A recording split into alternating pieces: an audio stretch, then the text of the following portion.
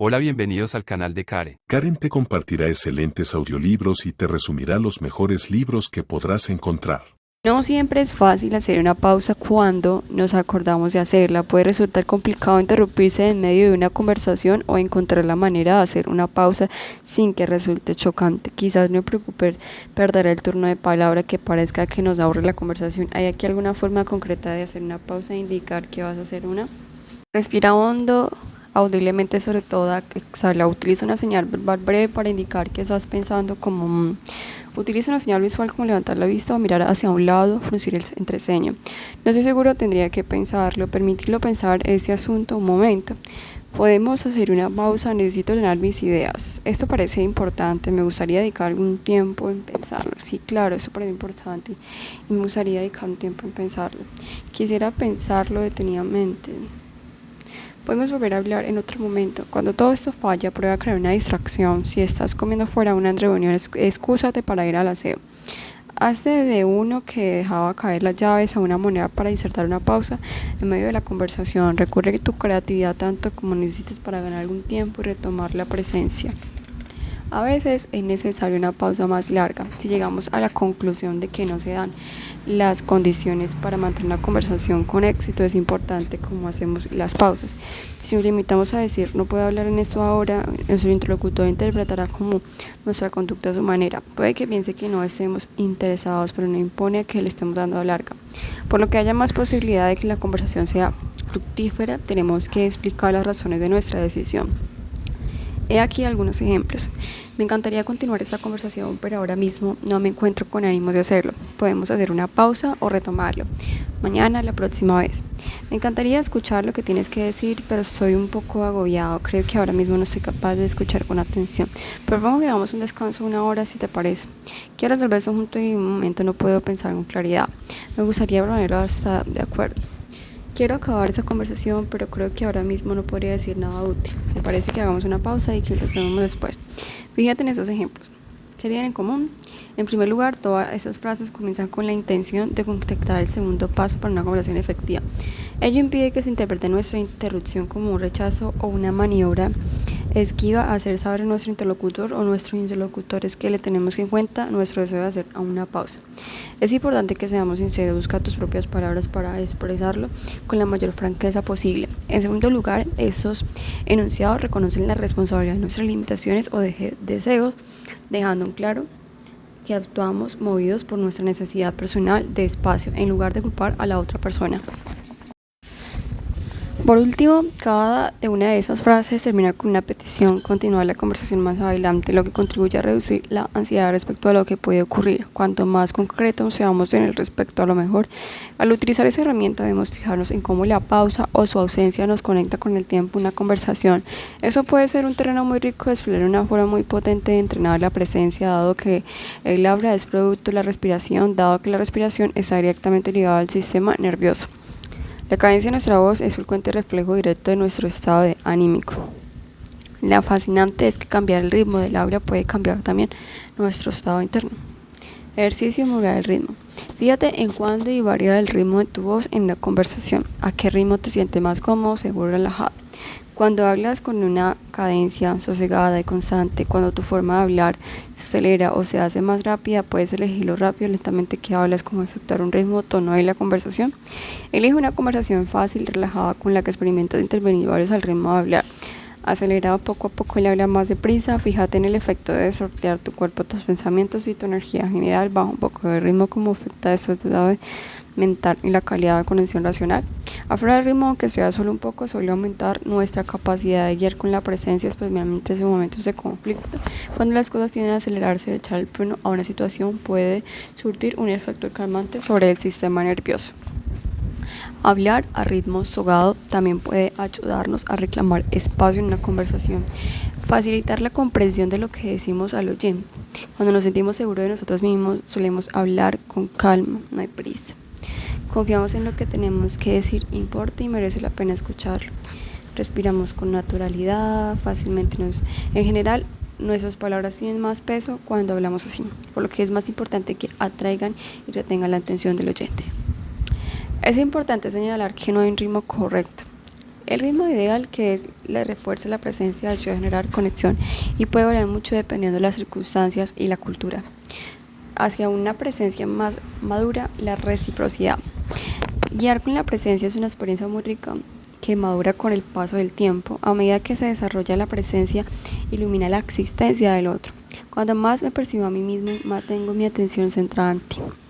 Esa es la verdad elemental que podemos darla por descontado, por definición. Para que haya relación tenemos que ser todos, para ser honestos en el diálogo de la otra persona, como un individuo autónomo con sus esperanzas, miedos, sueños y deseos, bienes y alegrías. El saludo Zuli tradicional significa vemos. Orland, director de Chartform, explica, la respuesta es ya, que quiere decir si nosotros también. Cuando dos personas se encuentran y saludan con ese gesto, están reconociendo que ven la una a la otra. Es una especie de acuerdo, una invitación a participación de la vida del otro. Podemos incorporar ese profundo reconocimiento de la presencia en nuestras conversaciones. Todos hemos sentido alguna vez que otra persona no ve o no repara en nosotros. Te sientes entonces como si esa persona estuviera hablando a sola en vez de hablarte a ti, o como si estuviera hablándole a la pared. La falta de reciprocidad es una falta de presencia. Convierte el diálogo en monólogo. Es una mirada distraída del cara del supermercado del tono monólogo en una operadora de atención al cliente. Podemos reciprocidad por muchos motivos. Sucede cuando ponemos el piloto automático, pero también cuando ocurre algo que nos apasiona, o extremo cuando estamos asustados, disgustados o enfadados. Por desgracia, perdemos reciprocidad con los amigos, la familia y lo que vemos todos los días. Se vuelve tan conocido que vamos a verlo. Sin la reciprocidad, la presencia se produce una desconexión fundamental. Tú te ves reducida al papel de objeto en relación a mí. Te conviertes en una representación mental del pasado, de un medio para conseguir lo que quiero, un obstáculo en mi camino. Cuando los seres humanos dejan de ser personas para convertirse en objetos, cualquier cosa puede justificarse, desde desairse cotidianos hasta el horror de la esclavitud, el tráfico. La presencia abre la puerta a la reciprocidad. Cuando guiamos con la presencia, entramos en un campo de relación con lo que ambos importamos en virtud de nuestra mera existencia. Pasamos de ver al otro como objeto, de verlo como sujeto. Se trata de ese poderoso y transformador cambio de perspectiva de Martin Buber, definido como la relación del tú y yo. Toda vivencia verdadera es un encuentro, escribió. Para Buber, el respeto es la subjetividad innata del ser sagrado. Principio. Ya con la presencia implica reciprocidad. Ver a la otra persona como un individuo autónomo e incertidumbre. Reconocer y aceptar lo desconocido para crear nuevas posibilidades mediante el diálogo. Estar verdaderamente vivo es participar en esa experiencia de reciprocidad, percibirse mutuamente y percibir el misterio del ser, la presencia relacionada a un verdadero encuentro en el que yo te veo tal y como eres. En lugar de ver lo que creo, necesito que sea. Esa reciprocidad es el fundamento de un diálogo auténtico. Ejercicio avanzado de atención racional. En la conversación tenemos focalizado nuestra atención en nosotros mismos o en la otra persona. La atención racional es la capacidad de incluirte a ti o incluirme yo.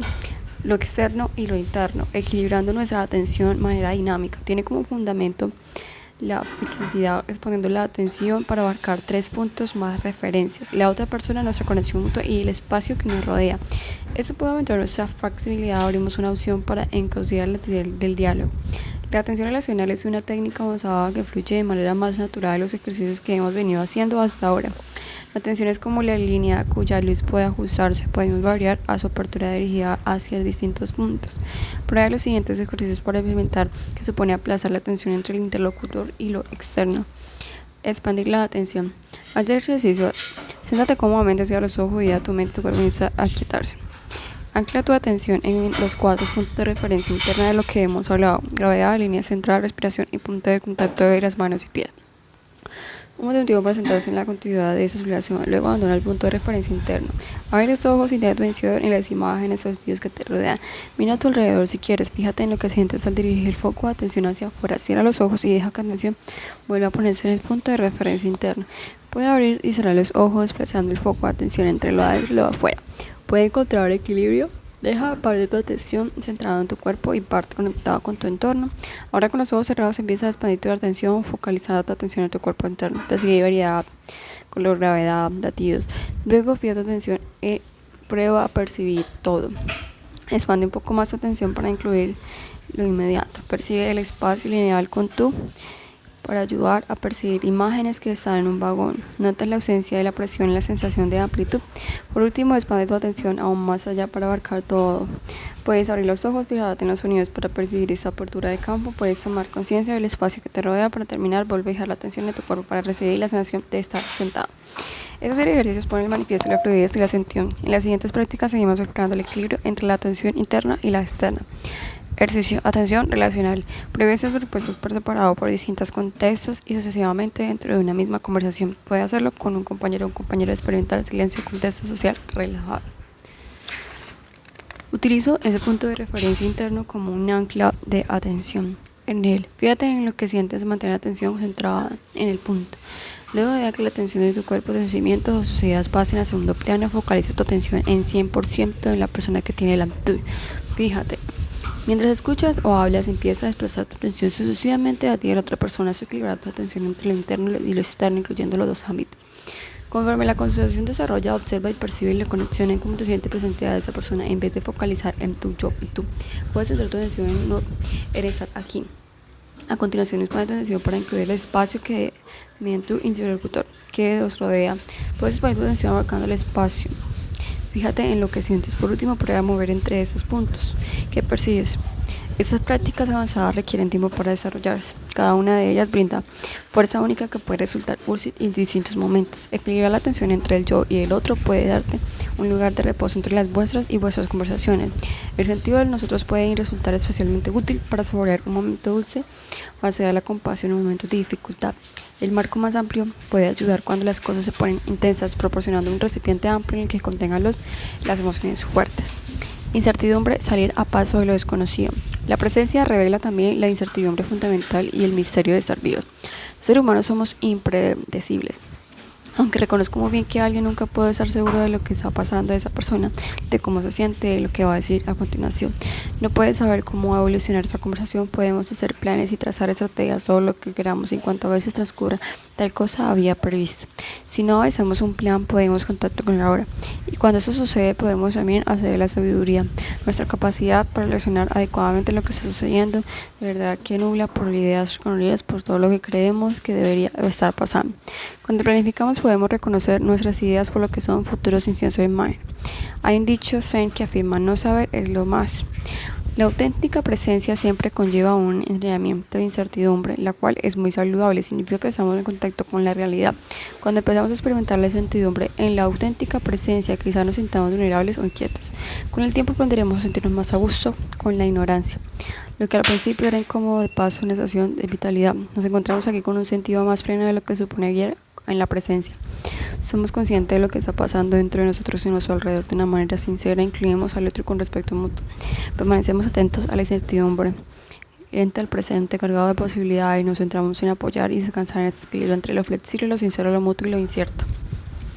A medida que crece nuestra habilidad para guiar con la presencia, nuestra conciencia de la fisicidad se convierte en un recurso de lo que podemos echar a mano en cualquier momento para ayudar a discernir lo que estamos sintiendo y lo que tenemos que decir, para captar cualquier señal de reactividad y abrir espacio para incautizar esa energía, para percibir el caos de la información procedente de nuestro interlocutor, de modo que podamos guiar la conversación hacia una comprensión y conexión. Los puntos de lanza de la conversación siempre en la presencia constante. Cuando más constantes son sus ventajas y beneficios, más confiamos en ella como el fundamento esencial de la relación humana. Principios: guiar con la presencia implica reciprocidad. Ver a la otra persona como un individuo autónomo e incertidumbre, reconocer y aceptar lo desconocido para crear nuevas posibilidades mediante el diálogo. Puntos claves. Podemos evitar la presencia de la conversación inmediata. Puntos de decisión, fijándose en la elección entre escuchar y hablar. Pausa. Puntos de decisión. Pausa. Experimentando micropausas, interrupciones más largas. Ritmo. Modulado, la delación de hablar aporta atención a nuestro discurso. Atención relacional. Trabajando en el equilibrio entre la atención o lo interno y lo externo. Preguntas y respuestas. Estoy confusa cuando pruebo hacer ese ejercicio de otra persona. Tengo la sensación de estar menos presente. Estoy haciendo algo mal. Recuerda que lo mismo de hacer un ejercicio que experimenta la presencia. Los ejercicios son herramientas para reforzar nuestra capacidad de permanecer atentos y centrados en la conversación. Al principio puede parecer poco natural, damos el punto del propósito, como de lo que aprendes algo hace falta tiempo. Coger el tranquillo. Lo importante es escoger una herramienta con la que sintamos relativamente a gusto y seguir utilizándola hasta que se convierta en un hábito. Sí, es fácil sentirse presente cuando hables con un amigo o todo va bien. Pero cuando las cosas son tuercas que no aclaran, si no hemos entrenado para guiar con la presencia, es probable que recaigamos en viejos hábitos. Desarrollar un método fiable para cultivar la presencia aumente la posibilidad de que nos acordemos de usar las herramientas cuando más la necesitemos. Me pongo muy nervioso cuando intento estar más presente en una conversación. Me siento vulnerable como si estuviera totalmente expuesto. ¿Alguna sugerencia? La presencia equivale a sentir más vulnerable. Pero esa vulnerabilidad es señal de que estás en contacto con la realidad. El nerviosismo puede proceder, es parte de no disponer de suficientes herramientas. Es un poco como una mariposa que acaba de salir de las cristales aún no tiene y las alas demasiado tienes para volar. Da tiempo a ese proceso como mariposa que saca sus alas al sol, haz lo que puedas para evitar sentirte abrumado. Cuando estamos agobiados dejamos de aprender. En cambio, si nos acomodamos demasiado no crecemos. Al final el punto medio a lo que conformador la CNMI que va a enviar un malestar estratégico. Podemos aprender a habitar ese espacio y a sentirnos a gusto con él. Observa su sentimiento de vulnerabilidad e investiga lo que sucede en tu cuerpo. Examina cualquier creencia y temor que se venga a la cabeza a pesar de dejarte orientar la vulnerabilidad en una prueba de acceso. Una experiencia más gratificante del ser puede ser un don más que un estorbo. ¿Cómo consigues acordarte de utilizar estas herramientas? Ya me sorprende la reacción poniéndote a discutir con que me des tiempo a hacer otra cosa. A veces no me acuerdo hasta horas después. Alacionador, ¿verdad? El maestro budista de tibetano Chogyam Trungpa, en relación a la verdad del maestro, decía una vez: la práctica espiritual es un insulto tras otro. La práctica de la comunicación también produce esa sensación. Mientras las cosas son una perspectiva amplia, procura crear un bucle de retrocesión positiva. Lo más importante es lo que recordamos, no cuánto lo recordemos. Podemos sacar al máximo provecho de ese momento, celebrando en lugar de fatigarnos con habernos acordado antes. El siguiente paso es percibir. Es del todo posible desarrollar la presencia e incorporar con mayor medida de nuestra vida. La historia de la tradición contemplada de la humana del testiguar requiere paciencia, dedicación y voluntad de olvidar y recordar una y otra vez. Con la práctica de los lazos del tiempo se acordarán en lugares de día, las horas y lugares en horas, minutos así sucesivamente, hasta que somos capaces de acordarnos inmediatamente en plena conversación. Lo maravilloso es que la mayoría de la gente agradece tener una segunda oportunidad. Si te das cuenta de que has metido la pata, has manejado mal la conversación, ¿por qué no se hace saber a tu interlocutor? Di, mira, antes he dicho esto, en realidad no pensaba, ¿te parece que era nuevo? Entonces, la segunda parte, el segundo paso, partir de la curiosidad y el interés. Si queremos hablar desde la sinceridad y escuchar, guiar con la presencia es una buena forma de situarnos en el mapa y orientarnos. Una vez que estemos presentes, el siguiente paso es optar por una intención útil para correlacionar que vamos en la dirección correcta. Es como comprobar que la acordamos con el mapa es correcto. Por más energía invitamos en una conversación, si no tenemos una intención clara podemos avanzar en la dirección equivocada. El segundo paso de la comunicación consiste en tener como punto de partida la curiosidad e interés. Nuestra intención puede determinar por completo el tono y la trayectoria de un diálogo. La intención es el lugar que partimos anteriormente. Es la motivación o el ánimo que alienta nuestras palabras o acciones. Podría decirse que es un vector que impulsa lo que está sucediendo de una dirección a otra. La intención define cómo que hablamos o escuchamos. Gran parte de nuestra comunicación es no verbal. El lenguaje corporal, la expresión facial, los gestos, el tono de voz. Podemos decir una cosa y comunicar exactamente lo contrario. Dicho de la otra manera, el cómo decimos algo es igual de importante, sino más, el que decimos. Todo eso viene determinado por nuestra intención. Si no adoptamos la forma consciente de intención a otra, actuamos automáticamente apoyando en patrones inconscientes de conducta. Cuando esto sucede, avanzamos casi a ciegas. Es una meta clara y sin garantías de que vayamos a la buena dirección. ¿De qué modo y en dónde partimos?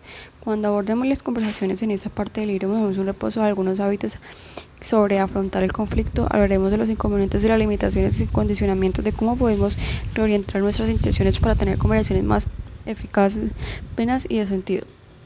El juego de la culpa. Los niños aprenden a hablar aunque ningún doctor maestro les enseña. Cuando era veinteañero viajé hasta la mochila de cuesta. Un invierno me fui unos días con un buen amigo de la universidad a acampar con la nieve en Montes Clark del estado de Nueva York. Ahora poeta, músico y compositor en la facultad de Sabiduría tenía una relación muy estrecha y me pasaba muchas horas hablando de religión, de filosofía y el misterio de estar vivos. Desde que nos grabamos yo había mostrado más interés que él por meternos en que aquel viaje decidí poner en práctica alguna de las técnicas de comunicación no violenta que acababa de aprender. Me sentí enfadado y dolido de expresar mi deseo de que eso ya me entelase otra vez. Le pregunté por qué se mantenía a la distancia y le invertí en ser franco y se explicara qué le sucedía. Ahora era más reservado que yo y aún así seguí insistiendo ni qué decir que tenía que la cosa. Al echar de vista atrás me doy cuenta de que no estaba guiado por la presencia ni partiendo de la curiosidad y el interés. A pesar de que mi deseo de conectar era auténtico, estaba tan centrado en mi manera de hacerlo que no pude ver tal y como era sin sentir curiosidad por lo que le estaba ocurriendo. No puedo equilibrar el propio anhelo del interés por sus necesidades. Creo que ni siquiera me aseguré de que estuviera dispuesto a querer hablar de ello. Oye, tío, te has echado mucho de menos desde que nos graduamos. Creo que quizás tengamos perspectivas distintas sobre esa amistad. ¿Te parece hablemos del tema? Además, la intención era desertada. Mi planteamiento estaba atravesando súbditos reproches pasando por mis adentros porque se ha distanciado. Eso lo hace mi amigo. Intentamos.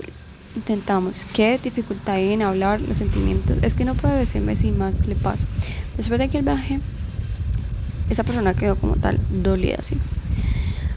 La intención es la motivación y el ánimo alienta las palabras y las acciones. Ese es el poder de la intención y el riesgo de no elegirla con acierto. Los demás pueden sentir que partimos de dentro de la imagen de la prioridad de nuestros discursos. Quizás haya tenido la experiencia de hablar con alguien que haya hecho un taller de comunicación y ahora utilice palabras más refinadas para cometer los mismos tropiezos. Podemos practicar toda la escucha activa, formular todos los mensajes asertivos si queremos que nuestra intención de conectar es auténtica e improbable que consigamos acercarnos a nuestro interlocutor. El entrenamiento inconsciente. ¿Cuál es nuestra reacción por defecto cuando tenemos el piloto automático puesto? Para modificar nuestras intenciones al diálogo con los demás, tenemos que examinar desde el ángulo que vemos las cosas. Tomemos como ejemplo una situación bastante corriente entre personas que conviven. ¿Algunas veces te has vivido con alguien a quien no es tan importante como para ti que la casa esté limpia y ordenada? Tú recoges permanentemente la cocina y esa persona en cambio deja de ser, se acumula un desorden de la sociedad.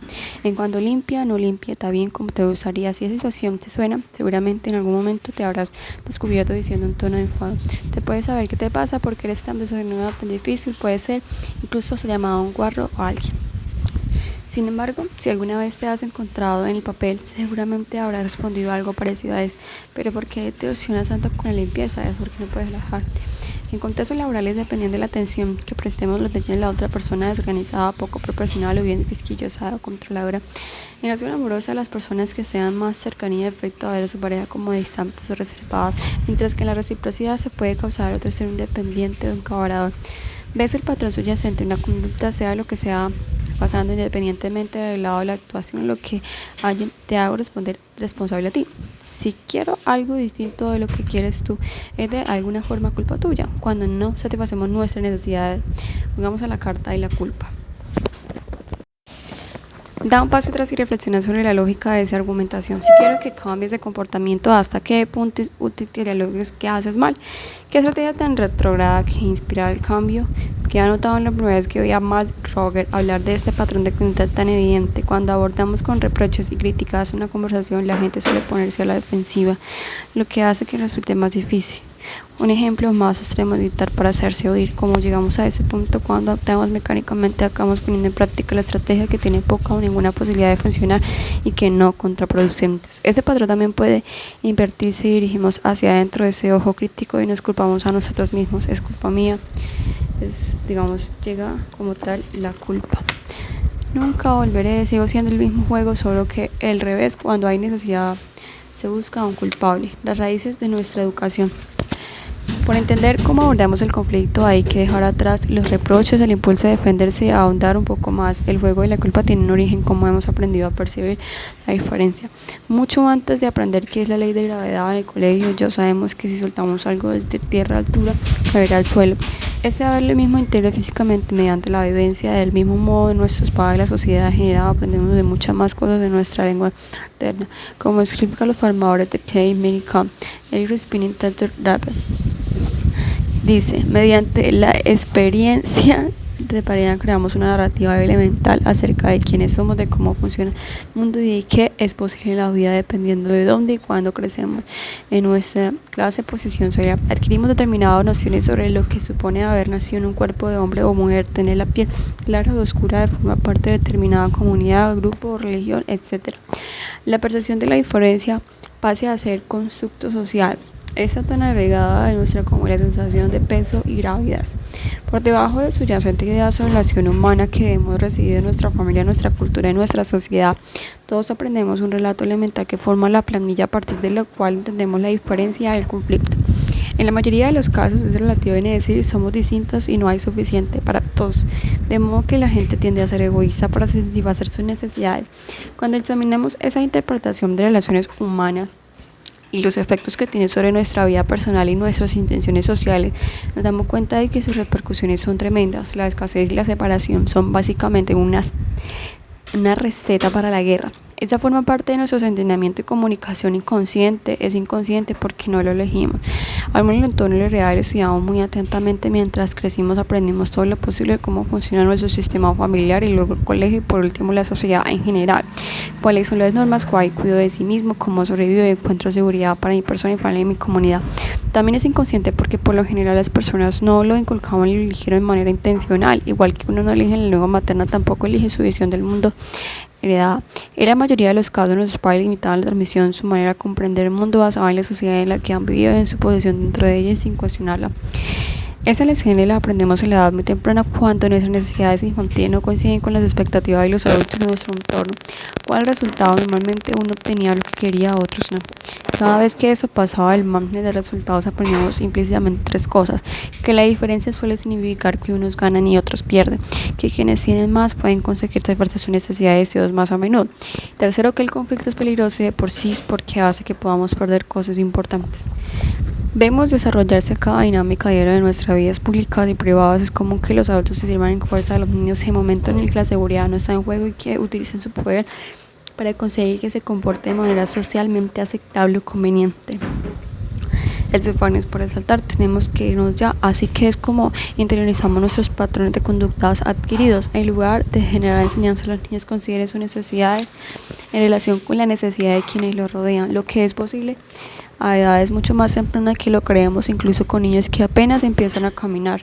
Les obligamos a hacer lo que queremos porque nos parece más práctico y porque queremos la energía y la habilidad para hacerlo de otro modo. Educamos por lo mejor que sabemos, con lo mejor que sabemos, para que se devuelva en una sociedad en la que no tiene por objeto primordial satisfacer las necesidades humanas. Con frecuencia le transmitimos los mecanismos que generan perpetuar la segregación de la competición. Esos aprendizajes se hallan estrechamente con ideas del bien y el mal, lo bueno y lo malo, y lo que deben hacerse y lo que no. Cuando hay un desacuerdo o una diferencia, alguien tiene razón y alguien se equivoca. Para proponer el bien, los otros se nos enseña a recurrir a conceptos de moralidad y obligación en lugar de enseñarnos a reconocer nuestra sensibilidad ética innata, apoyándose en el diálogo. A medida que crecemos, estos mensajes se ven reforzados continuamente por la experiencia, así como por los medios de comunicación y las industrias del entretenimiento. El punto de vista determina la intención. Nuestra forma de ver las cosas determina cómo nos relacionamos en ellas, lo que es conforma a nuestra intención. Si vemos el conflicto como un asunto peligroso, como una cuestión eficaz de tiempo, de energía, de recursos, de buena fe o de credibilidad que nos aboca en ganar o perder comunicación, estamos creyendo en el juego de la culpa. Intentamos ganar tomando la ofensiva o intentamos de defendernos. Cuando vemos las cosas en términos de bien y mal, nos sentimos juzgados o defendernos. Si vemos a otros seres humanos simplemente como objetos que en realidad nuestra necesidad nos facilitan o dificultan el conseguir nuestras metas, intentaremos coaccionar, manipular o controlar la situación para salirnos con la nuestra. A partir de nuestra experiencia vital nos formamos ciertos puntos de vista. Esos puntos de vista entran determinadas intenciones que a su vez tienden a la reciprocidad de la misma experiencia. Con el paso del tiempo, nuestras vivencias y nuestra visión del mundo se refuerzan y permiten mutuamente. Intención, experiencias, punto de vista, intención, experiencias, punto de vista. Cuando tú tienes puntos de vista, pues a partir de esos puntos de vista aparecen, o sea, según los puntos de vista que tú tengas en la vida, así mismo van a aparecer esas intenciones, y todas las intenciones que tú tengas o todos los actos van a ser las experiencias. Y con esas experiencias que tú tengas, entonces tú creas un punto de vista hacia la vida. Y todos los puntos de vista, entonces sigues actuando, y conforme sigues actuando, vas creando tus experiencias. Y conforme a tus experiencias, sigues creando tu punto de vista. Es como un círculo.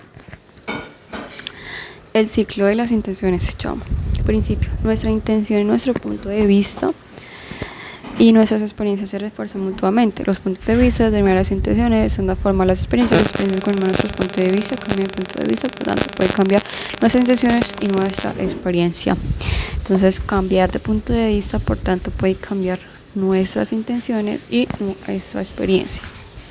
La siguiente habla de resumen algunos de los puntos más fundamentales que tenemos en condicionamiento a lo largo de nuestra vida y nos resulta más probable. Cuando cambiamos nuestro punto de vista, por tanto, podemos cambiar nuestras intenciones y nuestra experiencia. En los puntos de vista aparece el ganar, el perder. Cuando tú ves algo bien mal, el conflicto es peligroso, un problema, es como decir de cierta manera paradigma, algo está mal. El otro visto como que tiene relación con esa necesidad, el otro visto como un objeto. Entonces, cuando tú ves esto entre el bien y el mal, lo demás es visto como, el otro es visto como un objeto. Conducen a intenciones. Cuando son las intenciones, pues atacar, exigir, proteger, defender, culpar, jugar, coaccionar, manipular, controlar. Entonces, cuando aparecen esas intenciones es porque tú estás viendo como objeto a la otra persona y por ende se está llevando por un punto de vista entre ganas, pierdes, malo, bueno. Y pues que crean experiencias, como experiencias de ansiedad, de miedo, desconexión, parálisis, ira, bueno, es una cantidad de cosas. Entonces lo importante es cambiar de punto de vista. Entonces si cambiamos de punto de vista, entonces ya no vamos a atacar ni exigir, y por ende las experiencias no van a ser ni de ira, ni de miedo, ni de ansiedad. Entonces, 4 formas habituales de responder al conflicto. Debido a ese condicionamiento, muy pocas personas afrontan con calma el conflicto. La palabra conflicto del latín conflicto significa literalmente golpe, junto. Es una forma más arcaica hacia una diferencia de la lucha armada. Nuestra experiencia interna refleja ese significado. Cuando estamos convencidos de que la necesidad de los deseos de una persona más satisfacen o exponen las de la otra, el conflicto extraña de por sí una amenaza. Tenemos a reaccionar a ese golpe junto, de una de esas maneras: situación de conflicto, confrontación competitiva, pasividad o agresividad pasiva. Entonces, cada una de esas estrategias inconscientes tienen su lógica, sus ventajas y su prioridad. Recordemos que son conductas aprendidas, interiorizadas, no son culpa de cierta manera, no son culpa nuestra. Se trata de patrones de comportamiento profundamente arraigados por lo que se basa en un proceso de socialización doloroso, una experiencia de lucha repetida. Lo utilizamos porque a nuestro cierto punto de vista, en primer paso, modifican estos patrones. Podemos empezar la investigación a transformar la creencia, las emociones subyacentes que efectúan y optar por otras alternativas. El principio: focalizar la atención en nuestro estilo habitual de manifestación de conflicto nos permite transformar las creencias y las emociones subyacentes que efectúan estos hábitos de conductas y optar por otras alternativas. Ejercicios: crear distintos estilos de aproximación al conflicto. Mientras en lo siguiente apartado piensas hacia qué estilos tiendes, cuál es su estrategia de partida.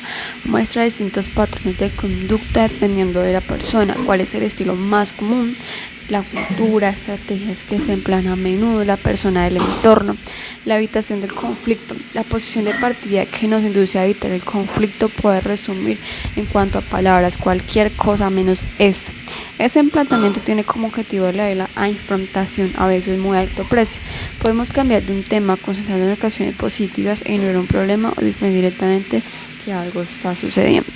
Cuando decidimos dejar las cosas como están para ahorrarnos el estrés de una conversación difícil, estamos evitando el conflicto.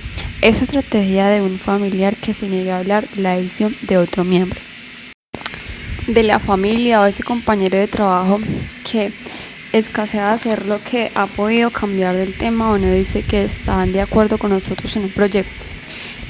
El objetivo y la esperanza de limitación del conflicto suele ser momentáneo y la paz. Las creencias incontrolables que enumeran con situaciones se encuentra con frecuencia el origen.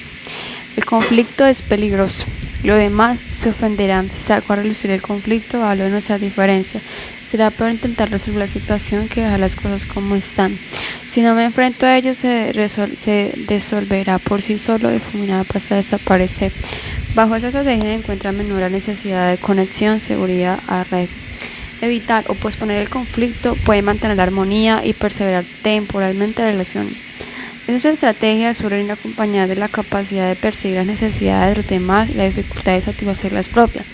Normalmente se apoya en la percepción de la aceptación de lo que va bien, inconsciente flexibilidad a la hora de adaptarse a situaciones difíciles o de sostenerla, minimizando a veces los contactos de las personas con las que tenemos el conflicto. Cuando se emplea la forma inconsciente de esta estrategia puede ser peligrosa.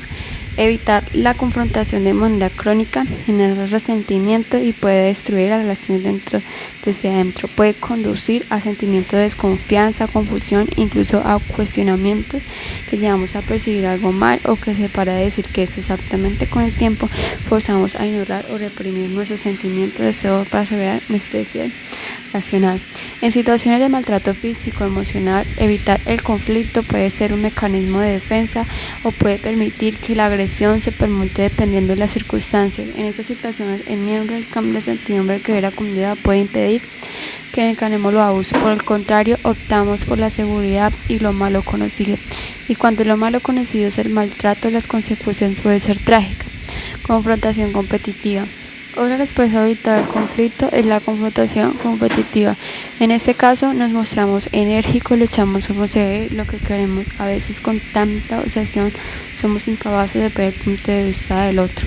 Este planteamiento suele caracterizarse por cierto tono agresivo, por la intención exclusiva de nuestras necesidades propias, por levantar la voz, culpar, juzgar, exigir que se haga lo que queremos, coaccionar o incluso amenazar a los demás. Esta estrategia ahonda en Internet, en las redes sociales y en las industrias del entretenimiento se presenta como una energía masculina, dominante y fuerte. Es el enfoque que conversaciones con Aaron durante aquel viaje en realidad manifiesta cuando un miembro de una familia coacciona directamente a otro para que sienta un evento o cuando un compañero de trabajo exigamos las cosas de su manera o respondan en perdición por nuestra parte poniendo en relieve nuestros fallos. Los políticos utilizan constantemente esa estrategia denunciando a sus oponentes con ataques personales en vez de hacer análisis, meditando los problemas existenciales. También se da cuando el mecanismo de huida es el conflicto de alcanzar su límite, damos un bofetazo en sentido contrario. El objetivo de este enfoque es asegurarnos de que se satisfaga nuestra necesidad en toda costa. El método es el control o la dominación. Las creencias subyacentes que conducen a ese planteamiento de confrontación pueden ser, por ejemplo, yo voy a lo mío, aquí rige salve quien pueda. Si no planto cara y lucho, perderán mi poder y avasallarán. La vulnerabilidad es debilidad. Si muestro empatía, la utilizarán contra mí.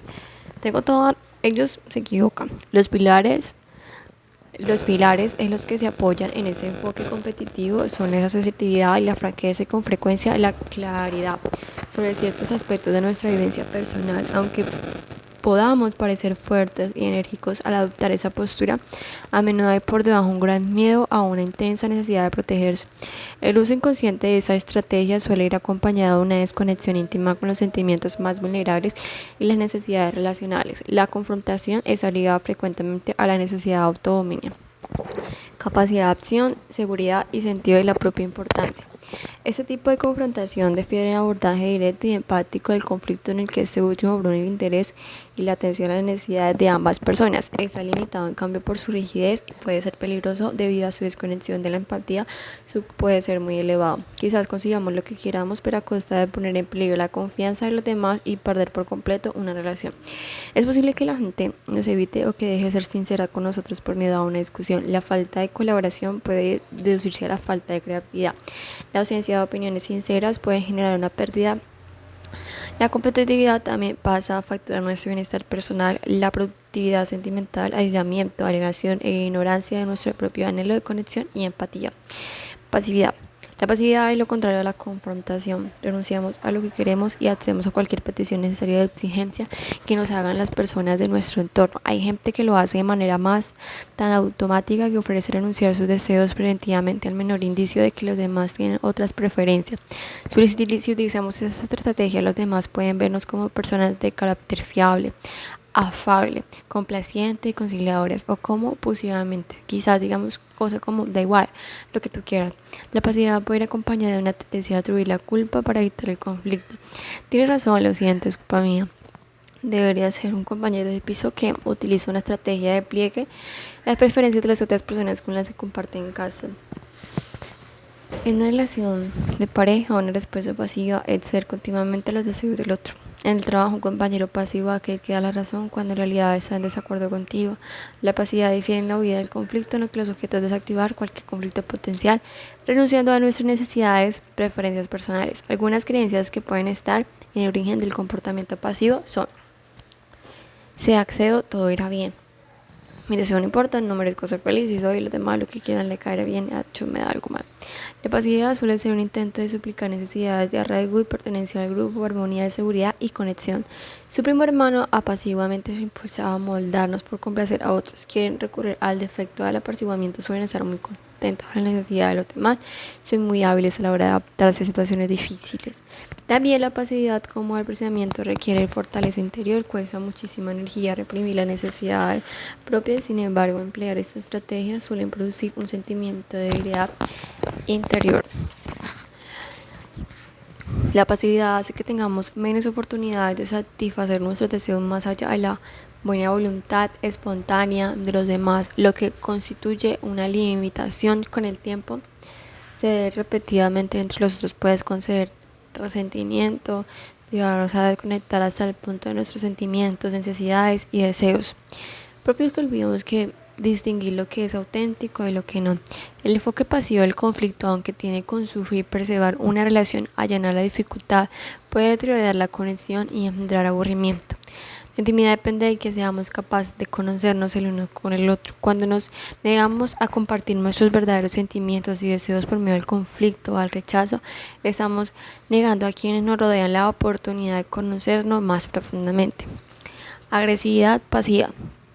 Esa estrategia es una forma indirecta de confrontación camuflada de pasividad. Cuando empleamos esa táctica, expresamos el desagrado que nos produce una situación de manera oblicua, dando un rodeo o a menudo cierta dosis de hostilidad apelada al mismo tiempo que manifestamos verbalmente que todo va bien, pues asemejarse a la huida del conflicto, pero en realidad estamos tomando medidas para expresar nuestro enfado o insatisfacción.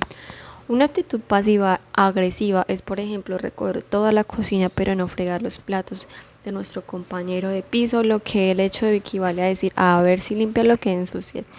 En una relación de pareja, una persona agresiva pasiva puede acceder a hacer algo y luego humillarse o enfurecerse en silencio para demostrar su malestar. Podemos acceder a hacer una tarea y olvidar hacerla, o bien hacerla tan mal que la otra persona le quite la gana de volver a pedírnosla. En un contexto laboral podemos procrastinar y evitar remediadamente ciertos aspectos de nuestro trabajo, o hacerlo de tal manera que genere problemas y complique la labor de otra persona. El objetivo de la agresividad pasiva suele ser encontrar algún modelo de satisfacer nuestros deseos cuando no creemos que vaya a servir de nada abordar directamente la cuestión. Las creencias que sustentan este comportamiento pueden ser, entre otras: no tengo elección, mis necesidades no importan, no hay espacio para mí, a nadie le importa lo que yo quiero, hablar no sirve de nada y podría empeorar las cosas. Una conducta pasiva-agresiva suele apoyarse en una comprensión intuitiva aguda de la dinámica de las relaciones y la capacidad de mantenernos conectados con nuestras necesidades, situaciones que contribuyan a nuestra autonomía y de cierta creatividad a la hora de encontrar formas alternativas de expresión personal. Por debajo de esta conducta hay una frecuencia, un sentimiento de impotencia frente a la disyuntiva de renunciar por completo a nuestras necesidades o expresar de manera indirecta. Elegimos esto último, a menudo dando muestra de que resquemor, mal disgusto, tiene su origen en su sentimiento de desbordamiento. Entre las necesidades que pueden hallarse en el origen de esta conducta está la de tener autonomía, la capacidad de decisión, la de ser visto, la de saber qué importamos. La ventaja a corto plazo, esa estrategia tiene su precio. La agresividad pasiva suele ser erosionar la confianza en las relaciones, crearnos enemigos, dañar paulatinamente nuestros sentimientos de bienestar. Paradójicamente, cuando humanos servimos de una conducta pasiva-agresiva en lugar de abordar de manera directa el conflicto, menos empoderados nos sentimos para defender nuestra postura. Desprenderse del hábito. Cuando nos hallamos atrapados en una aproximación del conflicto condicionado a convertirla en hábito, focalizamos nuestra atención en una visión de las cosas, hunde sus raíces en experiencias negativas de nuestro pasado. El sistema nervioso reproduce un patrón conocido basado en lo que punto de vista que tenemos interiorizados y en sus intenciones correspondientes. Nos sentimos ansiosos, agresivos o paralizados.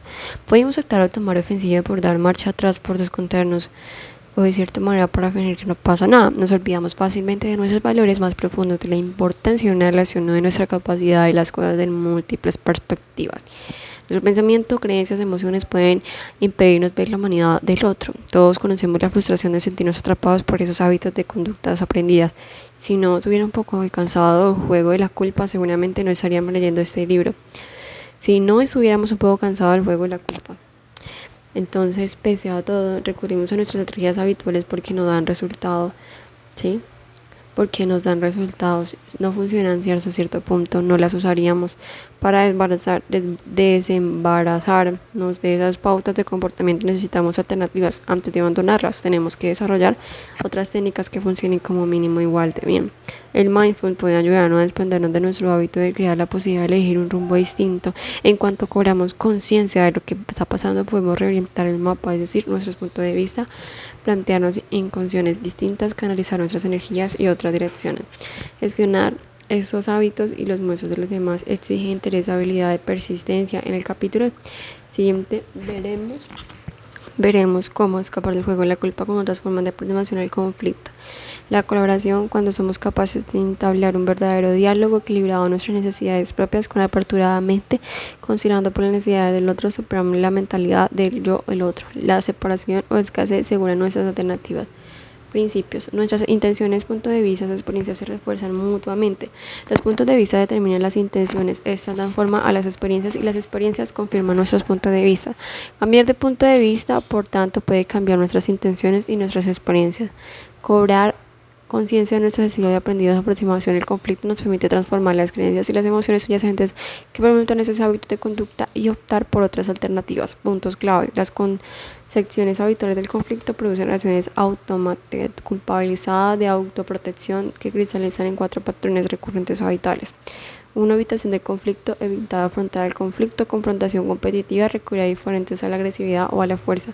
Pasividad, ceder, transgredir, renunciar a nuestras necesidades de propia, recurrir a apaciguamiento. Agresividad pasiva, afrontar de manera indirecta el conflicto, expresar malestar o hostilidad al mismo tiempo que se fijen que todo va a estar bien. Preguntas y respuestas. ¿Cómo puede dejar atrás tener la defensiva emocional de ser curioso, tener amplia en la práctica resulta muy difícil? El paso más importante que al parecer y has dado es cobrar conciencia de lo que está sucediendo, fijarse en nuestros patrones de comportamiento automáticos. Intenta ver esos hábitos con una mirada amable. Recuerda que te has protegido y ayudado durante años. Si estás en el altar, lo único que tienes para mantenerte a flote es un tronco. Y no soltarás hasta que surja algo mejor. Los conceptos y las prácticas de este libro son como una balsa más estable y manejable. Tan pronto como identifique los patrones, reflexiona sobre sus ventajas y sus limitaciones. Verlo con claridad aumentará tu motivación para probar nuevas herramientas. El truco consiste en empezar por algo pequeño. Cuando haces pesas al principio solo levanta 2 kilos o 5, no 100. A medida que se acumulen los pequeños logros, tu sistema nervioso irá ganando confianza y te resultará más fácil recordar que dispones de una nueva forma de hacer las cosas. El patrón no es culpar a los demás, atacarlos, sino culparme a mí mismo. ¿Puedo trabajar en esto? Qué duros somos a veces con nosotros mismos. Yo desde luego recibo una buena dosis de este tipo de condicionamiento.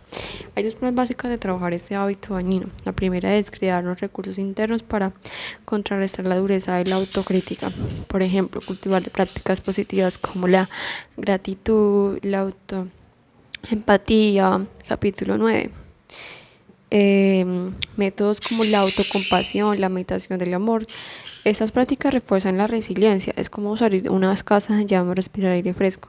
El segundo aspecto es pasar para el fuego, es decir, transformar el propio patrón, aprender a desarrollar una relación, empatía, claridad, firmeza en voz de crítica. Traduce autocrítica por oír los mensajes que oculta.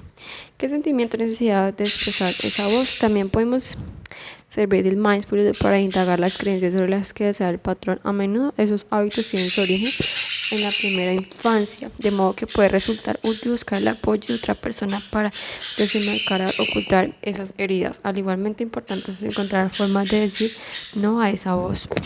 El sentimiento de culpa es muy frecuente. Ejercitar la compasión puede llevarnos a superar ese patrón. Interrúmpelo y dirige tu atención de la manera que puedas romper el ciclo. ¿De dónde partimos? Desarrollé la comunicación no violenta como un medio para entrenar mi atención y a disminuir con luz la conciencia, lugares que tienen el potencial de darme lo que ando buscando. Lo que quiero en la vida es compasión, fluir entre el yo y los otros sobre la base de entrega mutua del corazón. Madame Rosberg. ¿Alguna vez has superado una situación conflictiva? Un amigo o fuerza de perseverancia, ¿habéis salido de una de ellas sintiendo más respeto el uno por el otro?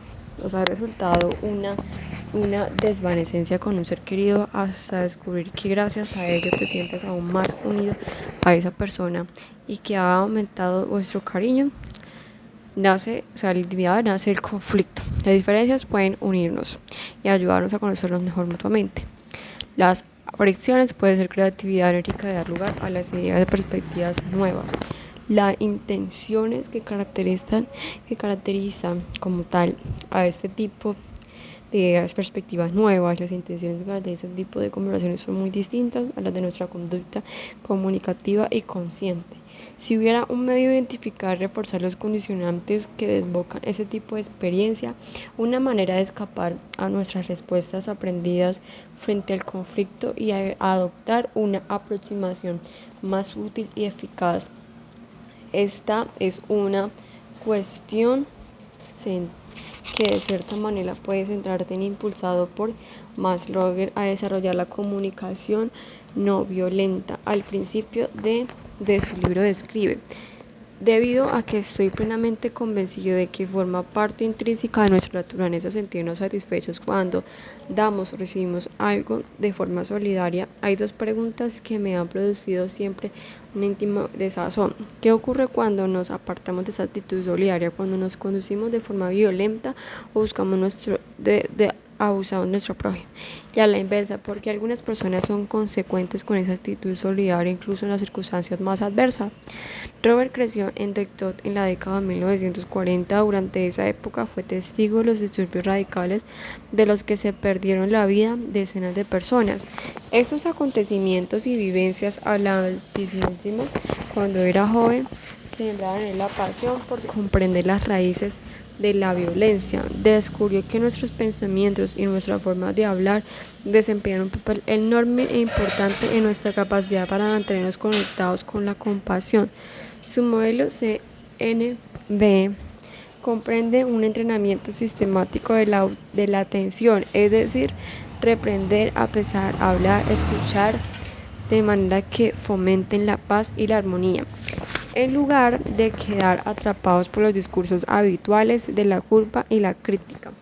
CNB nos enseña a identificar observaciones concretas que queremos debatir nuestros sentimientos respecto a eso, los hechos, necesidades humanas, profundidad de lo que surgen, los sentimientos de nuestras peticiones sobre cómo avanzar. Aprendemos a escuchar del mismo modo, percibiendo lo que se alinea bajo las palabras de nuestro interlocutor. El sistema es un conjunto de estructura en un tono central. Crea una conexión cuya calidad basa en las necesidades. La cuestión no es qué decidamos, sino dónde partimos. Se trata, por tanto, de nuestra intención. Cuando Darlan se encontró en Ku Klux Klan, Davidson, un músico y escritor afroamericano que pasó por primeros años de su vida en el extranjero hasta los 10 años, en 1968, nos descubrió que los demás podían odiarle por su color de piel. Un día, mientras desfilaba en su grupo de Boy Scout, todos ellos blancos, por Massachusetts, la gente le tiró piedras y botellas. Este incidente despertó en él una curiosidad imperecedera por las aptitudes humanas. ¿Cómo pueden odiarme si no me conocen?, me preguntaba. Años después, tras actuar en bar frecuente solo por blancos en Maryland, se le acercó un hombre blanco y le dijo que era la primera vez que oía a un negro tocar tan bien como Jerry Lee Smith. David le contó que Louis era amigo suyo y que había aprendido a tocar de música negro. Siguieron hablando y con el tiempo se hicieron amigos. El hombre le felicitó los nombres de los líderes locales Kaka. David se puso en contacto con ellos y los entrevistó para un libro que estaba escribiendo. Les preguntó sobre diversos temas y escuchó sus opiniones. Al principio los no le preguntaba lo que pensaba, puesto lo consideraban inferior. Sin embargo, con paciencia, cordialidad y mediante un esfuerzo continuo, David siguió a entablar con ellos una verdadera conexión y poco a poco fueron interesándose por su punto de vista. Fue como si la cordialidad y el respeto de David hicieran flotar lentamente esas mismas cualidades de ellos. Al final hizo amistad con muchos miembros del clan cuyas opiniones cambiaron tras conocerles mejor. Muchos dejaron la organización y hasta entregaron sus túnicas capuchos en su labor constante. Davis ha convencido a más de 200 miembros de KKK para abandonar las organizaciones sirviéndoles por el diálogo y la amistad. Puede que Davis nunca haya ido a una clase, pero comprende el poder de la intención. Cuando creemos una conexión genuina, la transformación radical es posible. Interés solidario. La intención es el elemento más potente y transformador del diálogo. Conforma la comunicación verbal y no verbal, dirigiendo al curso de la conversación. Aunque no saques nada en el claro de este libro, confía en que al menos te llevas la idea de la importancia que tiene la intención de entender a otro, partiendo de la curiosidad y el interés en sus interacciones. Esta intención de entender supone un cambio crítico y radical en la posición desde la abordamos el diálogo. Implica derramar en nuestra conciencia la culpa, la hostilidad, el control, la manipulación. Centrarse en cambio en crear una calidad de conexión que fomente la colaboración. Todo lo que comparto contigo en este libro está ideado con ese fin.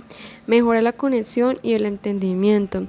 Para que efectúe este cambio, debemos conocer los límites de nuestras respuestas habituales aprendidas, saber valorar la intención de entender, su potencial para la transformación, la creatividad y la plenitud.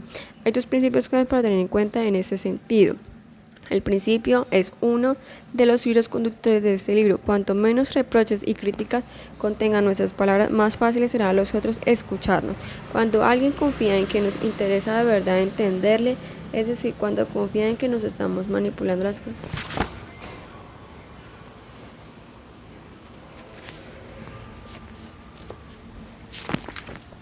Entenderle. Menos reproches y críticas tengan en nuestras palabras, más fácil les será a los otros escucharnos. Cuando alguien confía en que nos interesa de verdad entenderlas, es decir, cuando confía en que no estamos manipulando las cosas en provecho propio ni intentando ganar a toda cosa, demostrarnos al otro que se equivoca. Puede dejar de defenderse y escuchar lo que decimos. Principio. Cuando menos reproches y críticas formulemos, más fácil será que los otros nos escuchen. Visto así, a partir de la curiosidad y el interés, nos interesa porque damos de nuestro provecho. Si no apoyamos en esa intención, nuestra comunicación verbal y no verbal transmite el mensaje de que nos interesa alimentamente el diálogo y que a su vez ayuda a crear el espacio necesario para que oigamos mutuamente y trabajemos juntos. Eso nos lleva al siguiente principio. Cuando mayor es la comprensión mutua, más fácil es colaborar y encontrar soluciones creativas. Parece algo evidente, algo que a menudo nos olvidamos de ello. Cuando comprendemos en profundidad las razones que hay detrás de cada una de nosotros, podemos empezar a colaborar. Principio. Cuando mayor es la comprensión mutua, más fácil es colaborar y encontrar soluciones creativas. Estamos programados para sentir alegría cuando damos empatía frente al sufrimiento. Ayudar a los demás es una de las experiencias más gratificantes que puede haber. Ese impulso natural es como un pozo inagotable de buena voluntad, siendo el más hondo del espíritu humano. Cuando sentimos alegría al dar compasión ante el sufrimiento, cuando nos entendemos mutuamente por completo, sentimos la forma instintiva del deseo de ayudar. Si entiendo de verdad lo que siente, por qué quiere lo que quiere, tiende inmediatamente a encontrar una manera de aumentar mis fuerzas. Cuando puedo ayudarte a ver algo que es importante para mí, las prioridades cambian y hay mayor espacio y voluntad para la colaboración. Solo tienes que pensar en alguna ocasión en la que al principio te negaras de hacer algo al que dijera que así les daría mejor la situación. Este acercamiento al conflicto con uno de los fundamentos de la resistencia es pacífica. Nuestro poder y nuestra integridad aumenta cuando apelamos a la humanidad de nuestros congéneres. Este es el principio que alenta a la hora de dirigir el movimiento por los derechos civiles y la razón por la que Roxburgh llamó a su método comunicación no violenta. Adoptar ese planteamiento no significa que seamos pasivos y que nos hagamos valer o defendernos de aquello en lo que creemos. Cultivar la intención de entender que nos hace eficaz al vincular nuestra intención a la naturaleza humana que compartamos con nuestros interlocutores. Otra forma de ver la historia de Davis es la de muchos otros que han salido del paso del odio, el narcisismo y el fanatismo del amor. Indica una forma distinta de ver el mundo. Es la visión que busca Rosberg al preguntarse acerca de la naturaleza, la compasión y la no violencia. Depende de nuestra capacidad de buscar la humanidad de cada cual, de ver más allá de nuestros desacuerdos para encontrar algo más esencial. Todas las acciones humanas son intentos de suplir necesidades fundamentales por debajo de nuestros comportamientos, preferencias. Tal la segunda de rasgos, la conexión y la empatía son necesidades que nos añaden a todos. Solo necesitamos encontrar sentido a la vida, contribuir a la sociedad, a la creatividad, a la plaza. Hablaremos más detenido en este capítulo 7. Esta idea encuentra en números tradiciones religiosas, espirituales, contemplativas, así como las ciencias sociales y las conductuales. El budismo resume actualmente todos los seres quieren ser felices. Ese es el tipo de sabiduría que se me revela intuitivamente como la cierta primitiva que la oigo. La definición de la felicidad difiere a personas incluso de día, pero en el fondo es un intento de satisfacer nuestras necesidades. Principio, todo lo que hacemos lo hacemos para satisfacer una necesidad. Tener presente esta noción es esencial para poder partir de la curiosidad y el interés. El punto de vista conforma la intención. Sea lo que sea el pasado, podemos interesarnos en la curiosidad por la necesidad profunda y los valores que alientan nuestras palabras o actos. Cuando nos comprendemos unos a otros al nivel de nuestras necesidades, las semejanzas pasan más de las diferencias. Esto a su vez crea un ciclo generativo y positivo de puntos de vista, intenciones y vivencias.